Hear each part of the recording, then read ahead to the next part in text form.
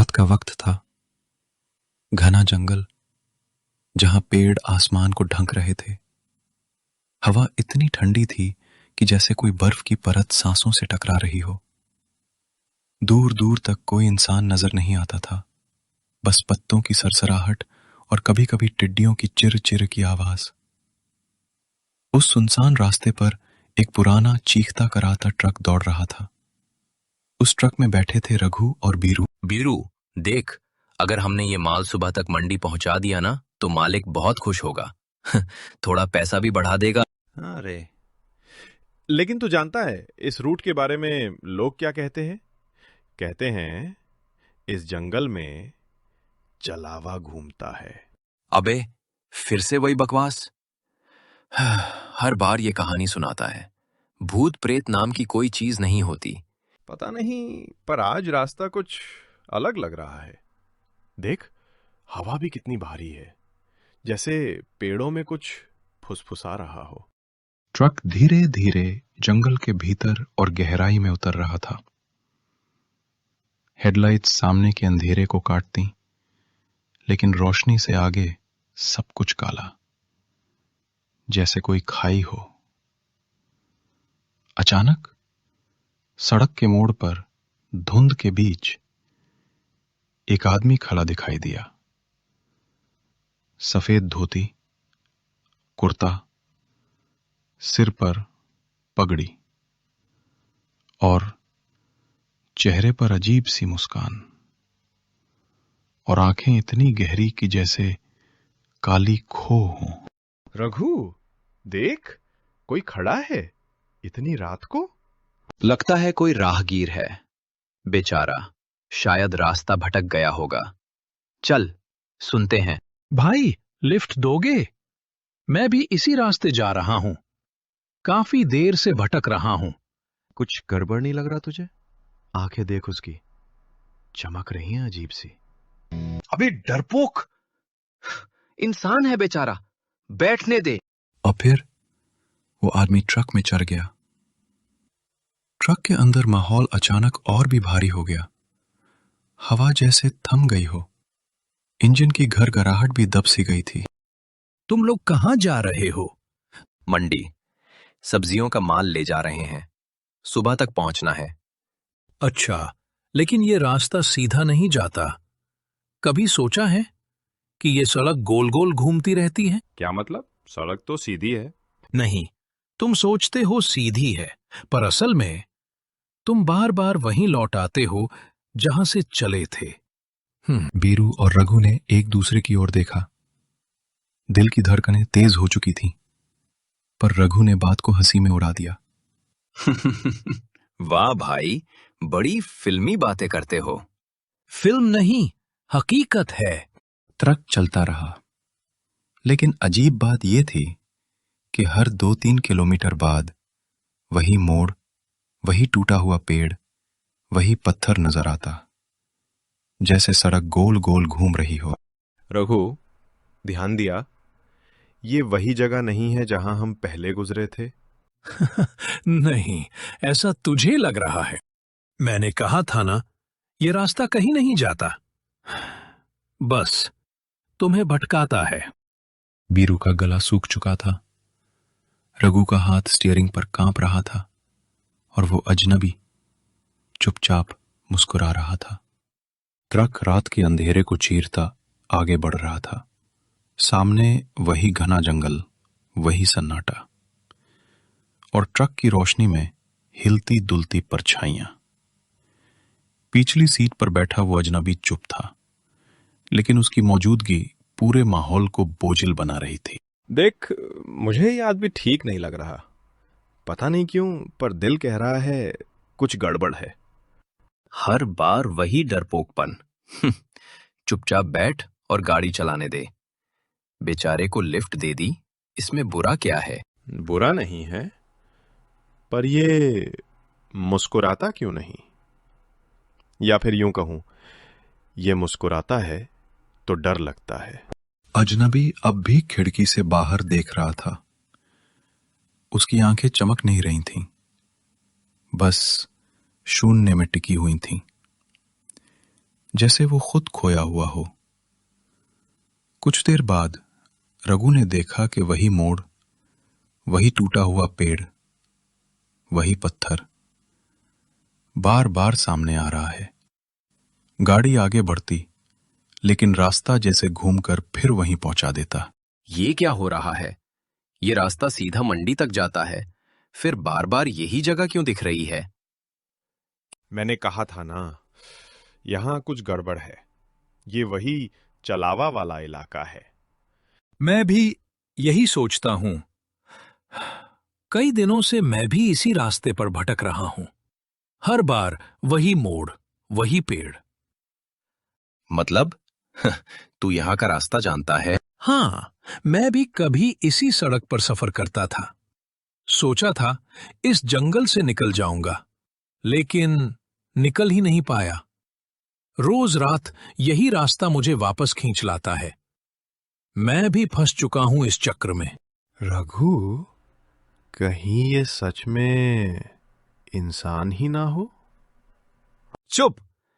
ये हमें डराने के लिए कह रहा है। अब माहौल और भी रहस्यमयी हो गया था। अजनबी की बातों में दर्द था, लेकिन साथ ही डर भी। क्या वो सचमुच इंसान है या फिर कुछ और? घंटों सफर के बाद भी ट्रक वहीं का वहीं था। वही मोड़, वही टूटे पेड़, वही पत्थर। बस, मैं अब गाड़ी नहीं चला रहा। ये सड़क कहीं नहीं जा रही। तो क्या करें? रुक जाएं यहां जंगल में? रुकना मत, चलते रहो। छलावा रुके हुए को पकड़ लेता है। ट्रक अचानक झटका खाता है। हेडलाइट्स झिलमिलाने लगती हैं। दूर पेड़ों के बीच से लगता है जैसे कोई परछाई भाग रही हो। रघु, देखा तूने? कोई भागा अभी पेड़ों में। तूने देखा होगा, यहाँ कोई नहीं है। वो यही करता है, सामने आता नहीं, बस भटकाता है। तुम्हें लगता है मैं हूं छलावा, लेकिन नहीं, वो कोई और है। जंगल और भी सन्नाटा ओढ़ चुका था। ट्रक अब वहीं खड़ा था, इंजन बंद, हेडलाइट्स बुझी हुई। रात इतनी गहरी थी कि हाथ को हाथ न सूझे। तीनों, रघु, बीरू और वो अजनबी, अब ट्रक से बाहर खड़े थे। ये रास्ता हमें कहीं नहीं ले जा रहा। घंटों से घूम रहे हैं। अब बस। तो क्या करें? ट्रक यही खड़ा कर दें सुबह तक? अगर छलावा सच में है तो रुके हुए पर वार करेगा। मैंने कहा था रुको मत, पर अब रुके हो तो एक ही उपाय है, अलग अलग तरफ जाकर रास्ता ढूंढो। शायद कोई तो सच्चा रास्ता मिलेगा। तीनों ने फैसला किया। रघु पूरब की ओर गया, बीरू पश्चिम की ओर और अजनबी उत्तर की ओर। जंगल का अंधेरा अब उन्हें अलग अलग निगल चुका था। रघु पेड़ों के बीच बढ़ रहा था। पत्तों की सरसराहट, झींगुरों की आवाज और दूर कहीं से आती सियार की हुआ हुआ। वो मन ही मन बुदबुदाता रहा, छलावा बाबा कुछ नहीं होता, मैं रास्ता ढूंढूंगा, मैं निकलूंगा। बीरू का दिल जोर जोर से धड़क रहा था। वो हर थोड़ी देर में पीछे मुड़कर देखता, मानो कोई उसका पीछा कर रहा हो। उसके कानों में कदमों की आहट पड़ रही थी, लेकिन पीछे देखने पर सन्नाटा। वो डर के मारे पसीने से भीग चुका था। अजनबी सबसे रहस्यमयी था।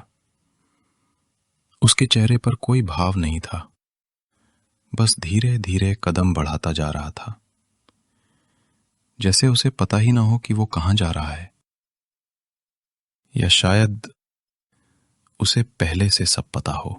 कुछ देर बाद जंगल की गूंजती खामोशी को एक भयानक चीख ने तोड़ दिया। आवाज इतनी तीखी थी कि पूरा जंगल कांप उठा। रघु ने जो देखा, उसकी आंखें फटी की फटी रह गईं। बीरू जमीन पर पड़ा था। उसकी छाती पर गहरी चोट थी, जैसे किसी ने धारदार चीज से चीर दिया हो। उसकी आंखें खुली की खुली रह गईं और होठों से आखिरी चीख का कंपन अब भी गूंज रहा था। बीरू! वो घुटनों के बल बैठ गया। आंखों से आंसू छलक पड़े। पीछे से अजनबी आया। उसने लाश देखी और ठिठक गया। हे भगवान, ये कैसे हुआ? तू मत बन मासूम, ये सब तेरी ही करतूत है। तू ही उसे लेकर उस तरफ गया था, तूने ही मारा है उसे। क्या पागल हो गया है तू? मैं तो दूसरी दिशा में गया था, चीख सुनकर भागा और तेरे साथ आ गया। झूठ बोलता है, छलावा कुछ नहीं, सब तेरी चाल है। तू ही हमें रास्ता भटकाकर मारना चाहता है। दोनों एक दूसरे को घूरते रहे। हवा में तनाव इतना घना हो गया कि मानो पैर भी सिहर उठे। अचानक पास के पेड़ से कौवे उड़ पड़े और उनके परों की आवाज ने सन्नाटे को चीर दिया। बीरू की लाश ठंडी पड़ी रही और रघु व अजनबी अब एक दूसरे को दुश्मन समझने लगे। रात का खेल और भयानक हो चुका था। बीरू मर चुका था, लेकिन सवाल यह था कि उसे सच में किसने मारा? क्या अजनबी झूठ बोल रहा था या फिर चलावा उनके बीच किसी और रूप में मौजूद था? जंगल की गहराई में मौत की गूंज अब भी तैर रही थी। बीरू की ठंडी लाश जमीन पर पड़ी थी।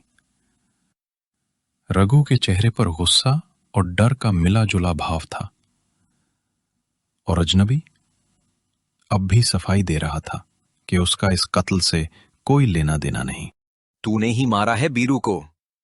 तू हमसे कह रहा था अलग अलग चलो ताकि अकेला पाकर तू किसी को मार सके। कसम है, मैंने नहीं मारा। मैं चीख सुनकर भागा और जब आया, बीरू पहले ही मर चुका था। तू ही बता, अगर मैं दोषी होता तो तेरे सामने क्यों आता? झूठा है तू। छलावा भी तो इंसान के रूप में आता है। कहीं तू ही तो। दोनों कुछ देर तक एक दूसरे को घूरते रहे, लेकिन फिर जंगल का सन्नाटा उन्हें चुप करा गया। दूर कहीं शेर जैसी गुर्राहट सुनाई दी। पेड़ों के बीच से अजीब सी छायाएं गुजरने लगीं। सुनो, चाहे जो हो, अगर हम अलग हुए तो हम दोनों भी मर जाएंगे। हमें साथ रहना ही होगा। ठीक है, लेकिन याद रख, अगर तूने कोई चाल चली तो मैं तुझे भी बीरू की तरह जमीन पर गिरा दूंगा। दोनों अनमने ढंग से साथ चल पड़े। जैसे ही दोनों आगे बढ़े, उन्हें लगा कि रास्ता खुला है। वो चांद की रोशनी से पेड़ों के तनों को गिनते रहे, लेकिन थोड़ी देर बाद वे फिर उसी जगह लौट आए जहां बीरू की लाश पड़ी थी। ये कैसे हो सकता है? हम तो सीधा चले थे। मैंने कहा था ना, ये कोई इंसानी चाल नहीं, ये छलावा है। हमें गोल गोल घुमा रहा है। रघु ने इधर उधर देखा। लाश अब वहां नहीं थी, सिर्फ खून के धब्बे थे। अचानक ऊपर से कोई भारी आवाज आई। दोनों ने ऊपर की और देखा, पेड़ों की डालियों पर वही बीरू लटक रहा था। उसका शव झूल रहा था, आंखें खुली और मुंह से खून टपक रहा था। ये इंसान का काम नहीं, ये तो कोई अदृश्य ताकत है। दोनों भागे, लेकिन हर रास्ता फिर उसी जगह लौटाता जहां बीरू का शव कभी जमीन पर, कभी पेड़ पर, कभी अंधेरे में खड़ा दिखाई देता। थक कर दोनों ट्रक के पास लौट आए। सांसें तेज थीं, चेहरे पर डर साफ झलक रहा था। शायद मैंने तुझ पर शक कर गलती की। अगर तू होता तो अब तक मुझे भी मार चुका होता। मैंने भी तुझ पर शक किया, लेकिन अब लग रहा है हम दोनों इंसान हैं। ये जो भी है हमारे बाहर से है। दोनों ने एक दूसरे की ओर देखा। दोनों को लगा कि न रघु दोषी है, न अजनबी। उनके बीच अब भरोसा लौट आया। लेकिन सच कहीं और छुपा था। रात गहरी हो चुकी थी। रघु और अजनबी सूखे पत्तों पर बैठे थे। दोनों थके हुए पर जागते रहे। अजनबी को कुछ अजीब सा एहसास हो रहा था, जैसे रघु वही नहीं है जो पहले था। रघु, जब हम तीनों रास्ता ढूंढने अलग हुए थे, तू किस तरफ गया था?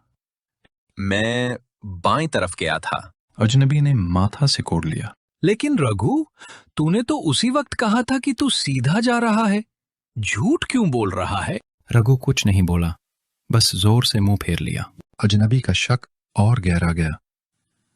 उसने फिर पूछा, अच्छा बता, बीरू का नाम क्या था पूरा? रघु ने कुछ पल सोचा, फिर बोला, बीरू, बस बीरू ही था ना। अजनबी की आंखें फैल गईं। झूठ! उसका नाम बीरेंद्र था। हमेशा गुस्से में तू ही उसे बीरू कहता था। तेरे अलावा कोई नहीं जानता था ये बात। और अगर तू सच में रघु होता तो कैसे भूल जाता? रघु का चेहरा पीला पड़ गया। अजनबी कांपते हुए खड़ा हुआ। उसकी आवाज अब डर और गुस्से में कांप रही थी। एक आखिरी बात बता, जब बीरू मरा था तू मेरे सामने आया भी कैसे? क्योंकि मैंने तो उसकी चीख उसी तरफ से सुनी थी जिधर तू गया था। रघु की आंखें ऊपर उठी। चेहरे पर हल्की हंसी आई। तो तूने पकड़ ही लिया। अजनबी के रोंगटे खड़े हो गए। उसकी सांसें तेज हो गईं। असलियत ये है, जब बीरू मरा था उसी वक्त मैं भी मर चुका था। तेरे साथ जो बैठा है वो रघु नहीं, वो मैं हूं, छलावा। अजनबी चीखते हुए पीछे हटा, लेकिन जंगल की हर राह उसे उसी जगह ला रही थी। चारों तरफ सिर्फ रघु की हंसी गूंज रही थी, भारी, खोखली और डरावनी। सुबह हुई तो जंगल खामोश था। लोगों ने ट्रक देखा, लेकिन उसमें न रघु था, न बीरू, न अजनबी। बस खून के धब्बे थे और हवा में तैरती एक आवाज, जो कभी रघु की लगती, कभी अजनबी की और कभी किसी और की। कहते हैं उस रास्ते पर आज भी चलावा किसी न किसी का रूप धरकर लिफ्ट मांगता है।